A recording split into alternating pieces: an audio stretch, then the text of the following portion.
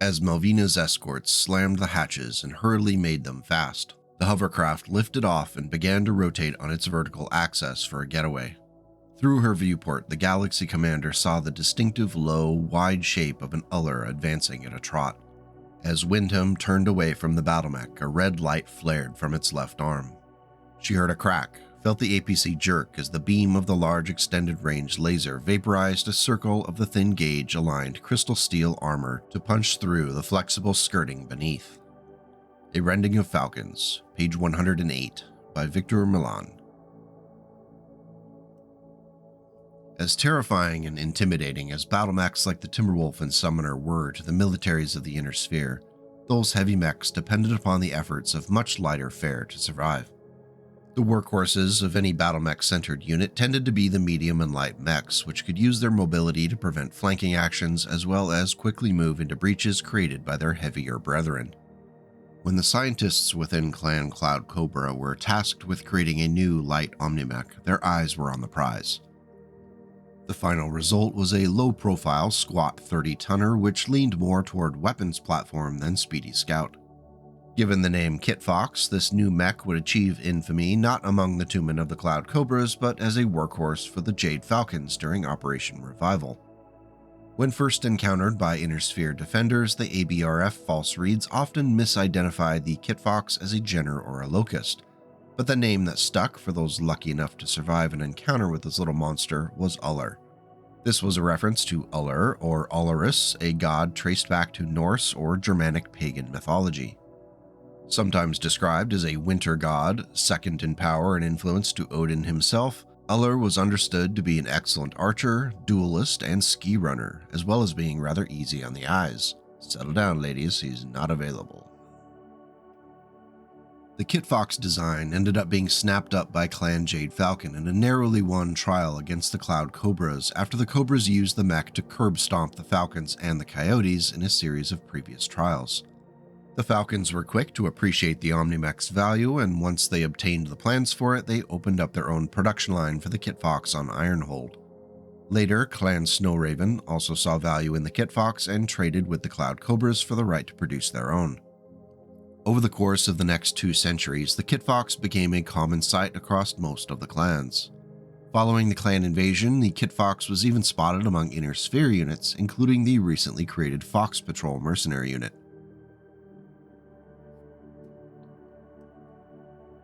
You see, at the time, the Falcons largely agreed on the importance of maneuverability, but they very much were divided on how to achieve it. You had one camp emphasizing ground speed as the key to victory, and those were the ones you saw in Ullers, Lokis, and the like. And then you had the other side, preferring jump jets on mechs like the Thor. By going out the way he did and using a normally ground-bound mech equipped with jump jets to do it, Aiden Pride had an enormous impact on that conversation and the Falcon mech design. An enormous impact. Professor James Porter, Military History Department Chair, Falk War College. The Legacy of the Jade Phoenix, Fight or Flight, Shrapnel number 19, by Brian Kittrick. Before we go any further, we need to identify what made the Kit Fox such an appealing design that clans were willing to fight each other for the right to build it. Constructed from Process 12 endosteel wrapped around a Starfire 180 extra light fusion engine, the Kit Fox could reach a top speed of 97 km per hour. While this wasn't going to set any speed records within that 30-ton weight class, we previously hinted that speed was sacrificed in favor of firepower.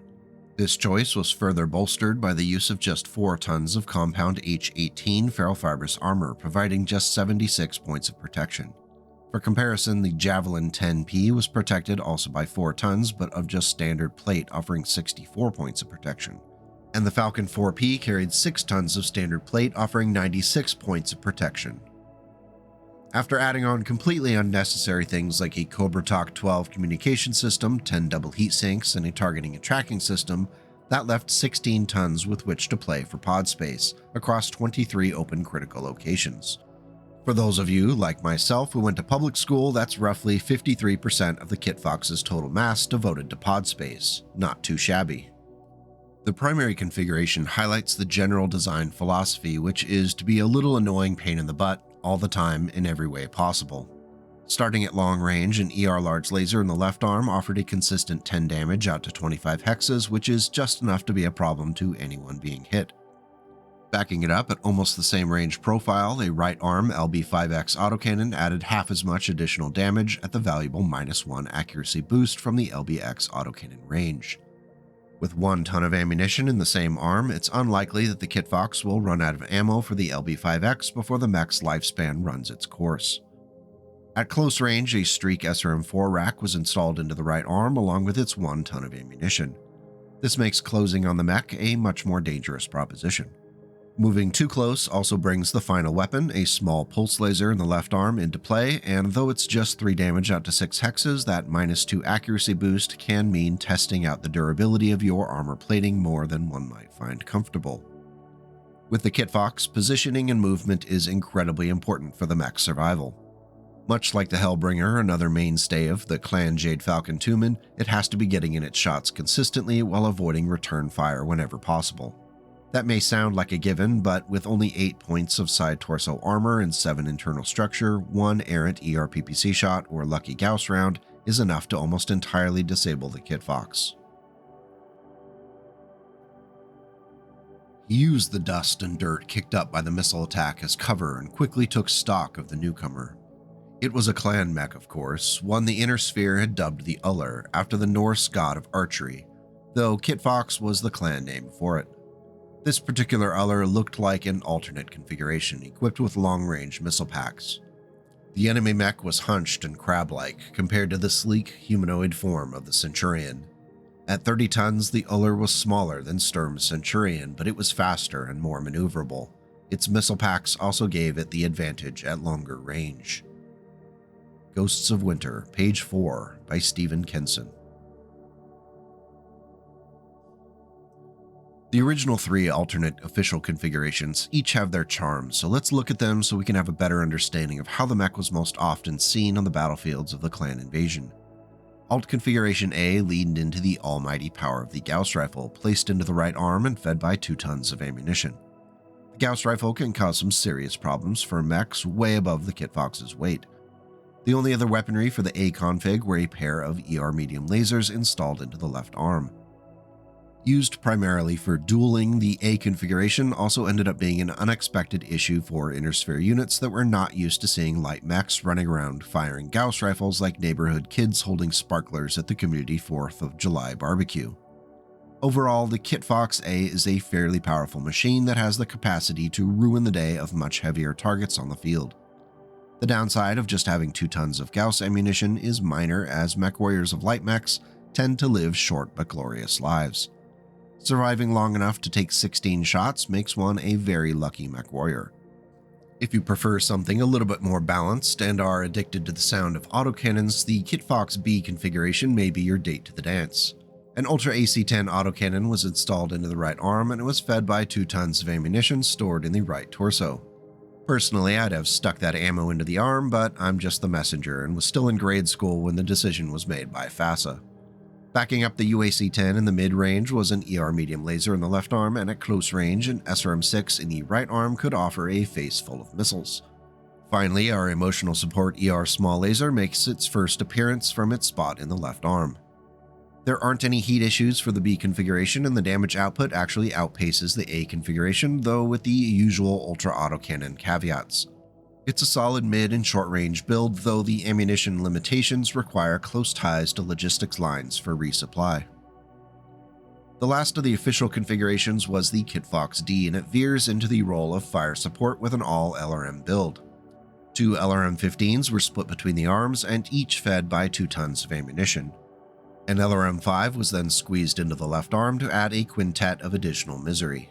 Finally, a NARC beacon launcher was added to the right arm and given 1 ton or 6 shots to work with. The prospect of doing up to 35 missile damage per turn is not terrible for a 30-ton light mech. It's definitely worth a try. Should I try it?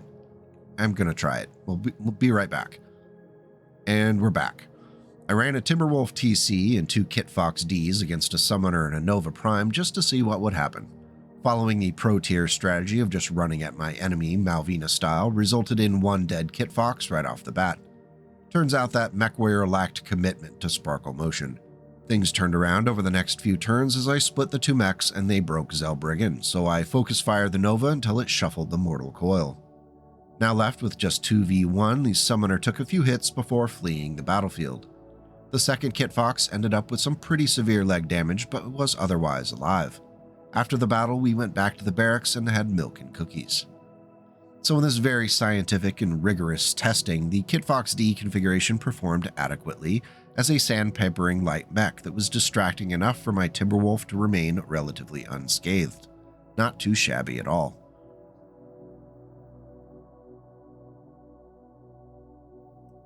Another barrage delivered its tiny packets of death and destruction into the midst of his troops.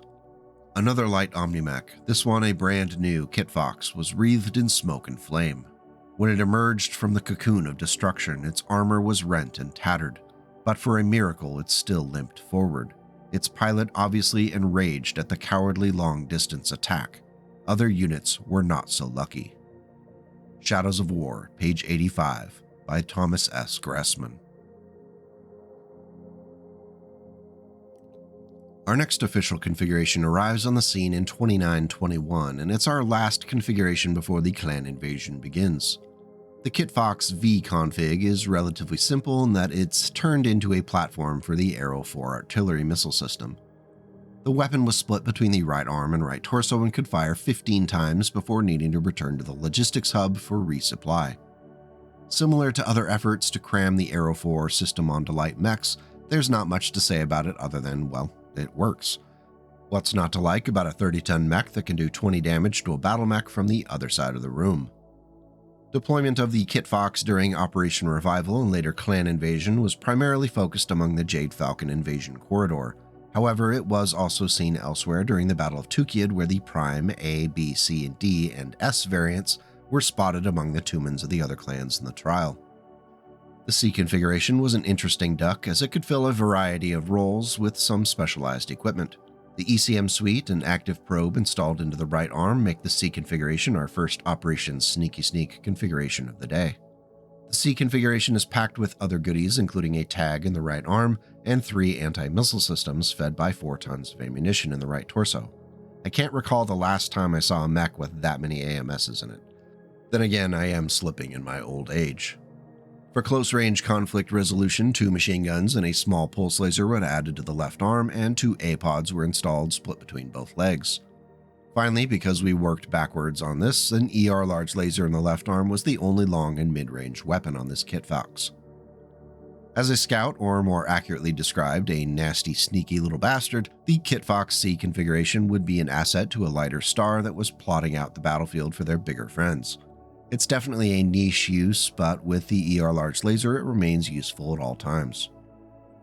The last of the configurations spotted on Tukayyid was the Kit Fox S config, and full disclosure, this is one of my favorites. The S carried a large pulse laser in the right arm as its primary accurate at all ranges damage dealer, and all the way into short range it's backed up by additional pain dealers.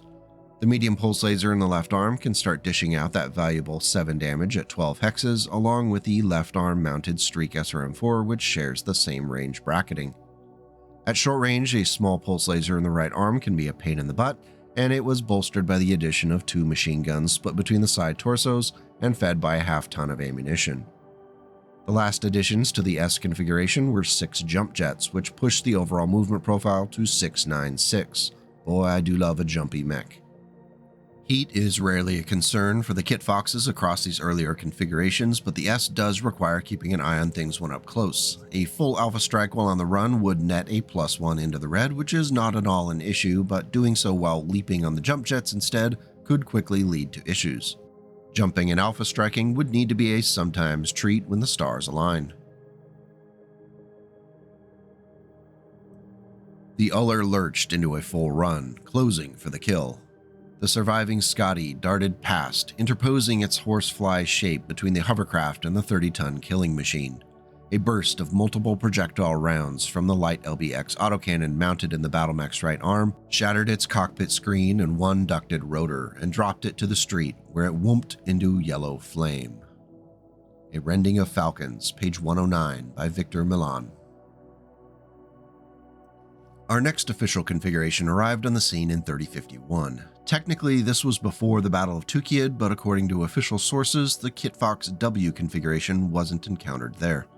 The W configuration was a Spartan demonstration of the brutal accuracy of the clan pulse laser. Two of the large versions were split between the arms and offered the prospect of ruining someone's entire day long before reaching short range.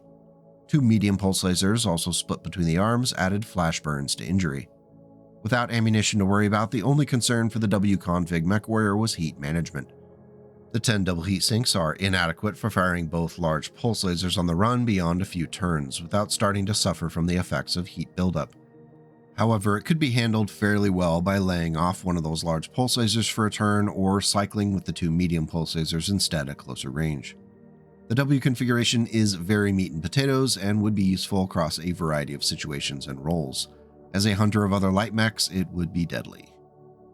Skittering down to 3054, we have our first obligatory ATM configuration with the config E.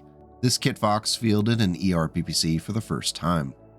With a big lightning cannon in the right arm, it needed something for balance, so an advanced tactical missile 3 launcher was added to the left arm, and it was fed by 3 tons of the various ammo types.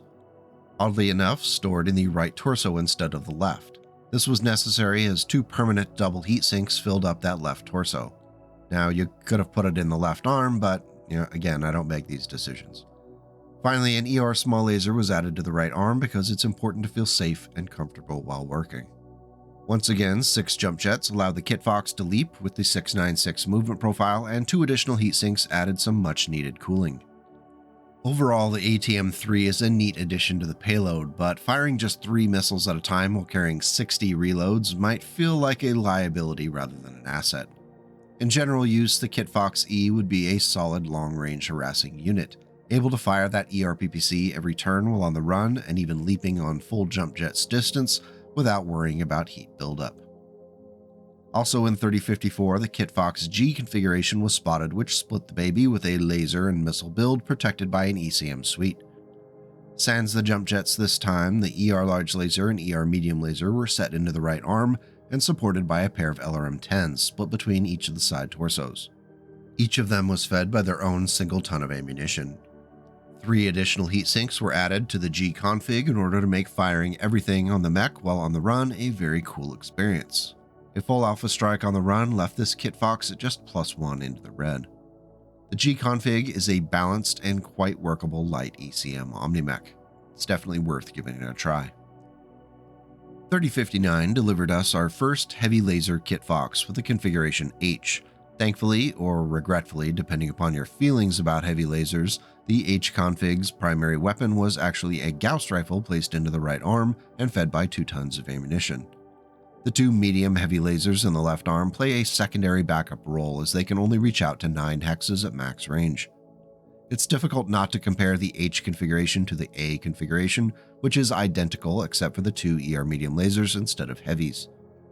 If given the option, I think the ER medium laser's ability to reach out to 15 hexes with the 10 hex medium range is a superior option for the Kitfox, which really shouldn't be brawling with its minuscule armor coverage. With the Gauss rifle being the primary damage dealer, the last thing the Kitfox H Mechwarrior is going to want to do is get up into an opponent's face. In 3060, the Kitfox Configuration J returned to a more traditional weapon set built around an Ultra AC-5 autocannon in the right arm. It was backed up by 2 ER medium lasers in the left arm and a Streak SRM-2 in the right. Both the UAC and the SRM launcher were fed by their own single ton of ammunition. It's a very straightforward build that doesn't have any heat issues, and with jump jets that movement profile is moved back to 696. The Kitfox J would be a great intro configuration for a new player who wanted to dip their toes into the land of the Ultra autocannon. Considering what we're about to see, this may be our calm between storms. Almost a decade later, the Kitfox F configuration highlighted the new Hyper Assault Gauss technology with the installation of a HAG-20 into the right arm. For those who might not be familiar, think of the Hyper Assault Gauss like the LBX range for autocannons, firing a spray of flechette Gauss rounds to cause clustered damage. The F-config's HAG was fed by 2 tons of ammunition, which provided 12 opportunities to pepper a target with up to 20 damage. Once the ammo ran out, or if enemies closed in, the Kitfox F could bring its 2 medium pulse lasers into play, which were quite scary with that -2 accuracy boost and 7 damage apiece. As with most of the other Kitfoxes, the F configuration doesn't suffer from any heat generation issues. Much like the J configuration, the F config would be great to introduce to a new player, or even a grizzled veteran, to the Hyper Assault Gauss weapon system. Before the recon lance could begin to withdraw, Oliver West's javelin staggered and fell, smoke trailing from a tight cluster of shell craters in the center of its thinly armored back. The Uller, damaged but not destroyed by Val's mad rush, had staggered back to its feet. The machine, painted in black, red, and gray colors of Clan Novacat, had seized the opportunity to unleash a volley of laser, autocannon, and missile fire into the back of the unsuspecting light horse mech. The Hunters, page 164, by Thomas S. Gressman. In 3088, the Kitfox K configuration was set in stone with a curious pairing of old and new weapons. Starting with the old, an LB-10X autocannon was installed into the right arm and fed by 2 tons of ammunition stored in the right torso. Why it wasn't put in the arm is a question for the ages. In the left arm, a large improved heavy laser was installed, offering 16 damage per shot out to 15 hexes. The 2 weapons have a similar range profile, suggesting an ideal working distance of 10 to 12 hexes, or a little closer. The mixture of cluster and 16 pinpoint damage isn't a bad idea, and I might have to try this one soon. The last 2 official configurations we're going to cover today for our dear little Kitfox are our most recent. The first arrived in 3121, and it was designated the Kitfox R. It was another pretty basic build centered around a rotary AC-5 autocannon set into the left arm and fed by 2 tons of ammunition. It was backed up by a Streak SRM-6 set into the right arm that eats from an ammo bin in the right torso. While incredibly powerful, the rotary AC-5 does present that jamming risk, so keep that in mind. My biggest concern for the Kitfox R configuration was the presence of ammunition in both side torsos, and in that right torso it's just 2 engine criticals and the SRMs. While of course the light mech exists on the razor's edge, this is all that much more of a risk should some errant shot hit at just the right spot, or spots in this case. Our last official configuration for the day is the Kitfox T config, and it gets some credit for thinking outside of the mech bay. That's the saying, right? Starting at long range, the ER large laser and ER medium laser in the left arm aren't shocking, nor is the Streak SRM-4 nestled into the right arm. However, things start to go off the rails with the use of the Protomech AC-4 autocannon in the right arm, fed by 2 tons of ammunition. While I don't intend to get off on a rant here, the Protomech AC-4 does 4 damage for 1 heat, sharing the range profile with the ER medium laser. The AC-4 weighs 4.5 tons on its own, and with the 2 tons of ammunition, that's 6.5 tons of mass dedicated to a weapon that does 57% of the damage of a 1-ton ER medium laser.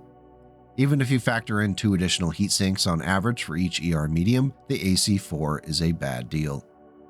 What we're left with is the standby excuse that it may be all that they had laying around in the mech bay, and that feels kind of weak for a clan mech that already has at least 1 ER medium laser on it. I'm not going to keep beating this dead horse, but I'm pleading with CGL to please stop putting Protomech autocannons onto mechs. The last 2 pieces of kit on this Kitfox were an active probe in the right torso and a supercharger in the left torso, which could boost the mech's movement profile up to 612-0. Heat management for the Kitfox T is only a minor concern. A full alpha strike while on the run net only a +3 into the red, which is quite manageable, especially since that Streak launcher won't always lock and the mech would end up being heat neutral.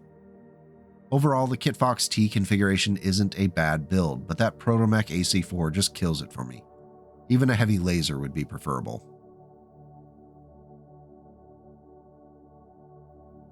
The mysterious Kitfox opened fire with its green lasers and blasted right into the crossbow's torso with a direct hit.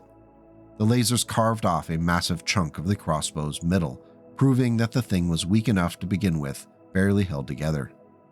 The bandits hanging onto the crossbow, not wishing to experience closer laser fire a second time, leapt off the mech as its ruined torso armor panel clanged to the ground.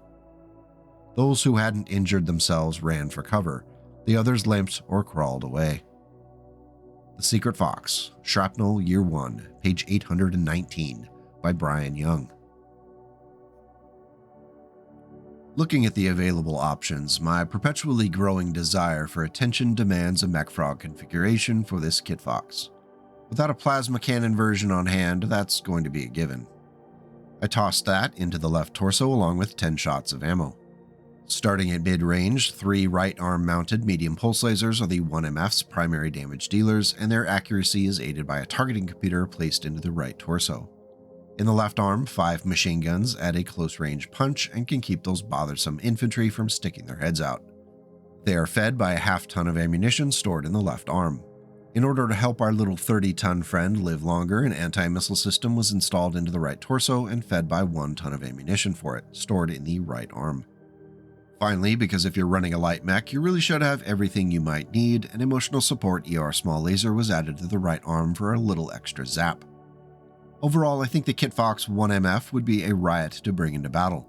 If you're interested in giving it a go, I've included a printable PDF record sheet for it in the video notes below. Check it out.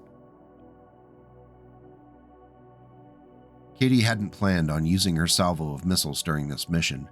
She'd been saving them, but as she thought about it, she realized she'd been saving them for this. The missiles corkscrewed across the sky over the sands between the landing pads until they exploded in a cascade across the Orion's armor. Then her laser shots covered the distance in a blink, carving glowing lines into the mech's torso. Foxtails, page 147, by Brian Young. So why do we love the Kit Fox? Or Uller, if you prefer. Of all the original 3050 TRO clan Omnimax, it's one of the most alien looking. At 30 tons, the Inner Sphere mech warriors were shocked to discover just how much weaponry this little gawky machine could carry. Very often that shock could translate into panic. As a staple of their tumen, the Kit Fox is a great representative for Clan Jade Falcon's shoot first and worry about armor later philosophy. Even after the Kit Fox was phased out of production for the Falcons and replaced by that 35-ton Cougar, the little mech could still be frequently spotted stomping around in both the Inner Sphere and back among the clan homeworlds. At the dawn of the IlClan era, the Kit Fox lives on, and new units are still being produced on Mechella by the Snow Ravens. This has added to the woes of both the Combine and the Federated Sons, who now have to deal with these little monsters. Showing flexibility in combat doctrine, the Ravens dropped onto the planet Inner End in 3144 with Kit Foxes equipped with Arrow 4s, which laid waste to the Federated Sons defenders who were expecting to fight off an attack from the air. That's what you get for not immediately surrendering. Go ahead and write that down. We love the Kit Fox because it's an omni-mech that symbolizes the aggressive nature of the clans.